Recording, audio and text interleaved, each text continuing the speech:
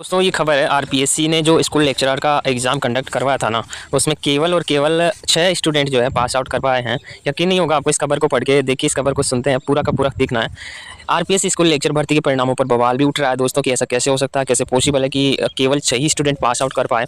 और दोस्तों ये एक है ना बहुत बड़ी सीख भी मिलेगी, क्योंकि स्टूडेंटों के ना बहुत भाव बढ़ जाते हैं। कई कुछ किसी एग्जाम में अगर नॉर्मल पेपर आ जाता है ना, तो यही लोग हैं जो बहुत सारे मुद्दे उठाते हैं कि ये पढ़े लिखों के साथ में जो है गलत हो रहा है, ये हो रहा है। तो ऐसा करते हैं, ये ऐसा बिल्कुल नहीं करना चाहिए स्टूडेंट को, क्योंकि ये खुद ही अपने पैरों पर कुल्हाड़ी मारते हैं दोस्तों।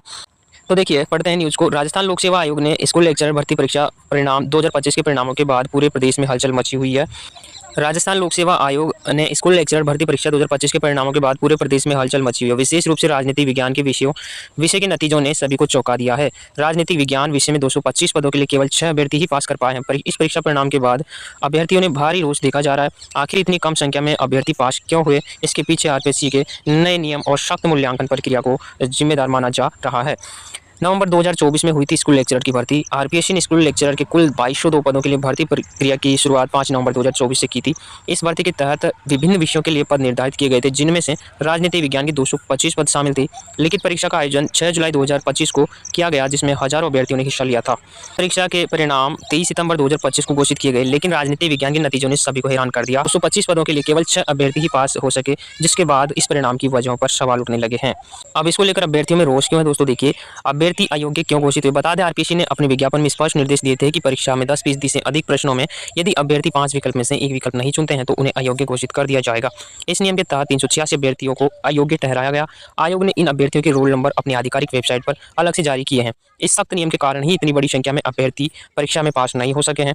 सोशल मीडिया पर भी इसकी चर्चा हो रही है दोस्तों। देखिए दोस्तों, ये बात अब तो स्टूडेंट को सीखनी चाहिए, क्योंकि ये कोई नया नियम नहीं है। ये बहुत मतलब थोड़ा ऐसा लगता नहीं क्या पुराना हो चुका है जैसे, है ना। तो स्टूडेंट अगर एग्जाम देने जा रहे हैं, अगर ये माइंड में नहीं है उनके कि हमें 5 विकल्प भरना है, तो फिर उनको क्या ही बता सकते हैं दोस्तों।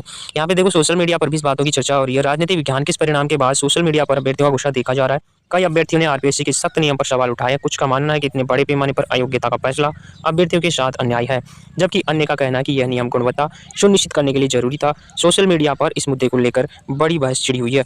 नए नियमों का प्रावधान क्या है दोस्तों? आरपीएससी की ओर से लागू किए गए इस नियम का उद्देश्य भर्ती प्रक्रिया में पारदर्शिता और गुणवत्ता को बढ़ावा देना था। हालांकि इसका परिणाम उम्मीद से कहीं अधिक खराब रहा। विशेषज्ञों का कहना है कि कई अभ्यर्थी अनिश्चितता के कारण प्रश्नों को खाली छोड़ देते हैं। हाँ, इसके बाद में आरपीएससी में जो अभी नए सदस्य नियुक्त किए गए हैं दोस्तों, ठीक है ना, डॉक्टर कलावार, उनका तो कहना ये है कि मैं जो है ना, ये परीक्षाएं होती है ना राजस्थान में, इनको एक ऐसे लेवल तक ले जाऊंगा जिसकी कोई सीमा नहीं होगी।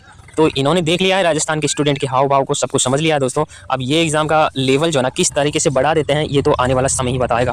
तो यहाँ पे देखो, इस बीच राजस्थान लोक सेवा आयोग में 3 नए सदस्यों की नियुक्ति भी हो गई थी। ये वीडियो मैंने पहले ही बना दिया, ठीक है ना। यहाँ पे देखो, हेमंत प्रियदर्शी, डॉक्टर कलावार और यहाँ पे डॉक्टर सुशील कुमार बिश्नू को नए अध्यक्ष के रूप में नियुक्त किया गया। इस नियुक्ति के बाद अब आयोग में केवल 3 पद रिक्त रह गए, ठीक है भाई।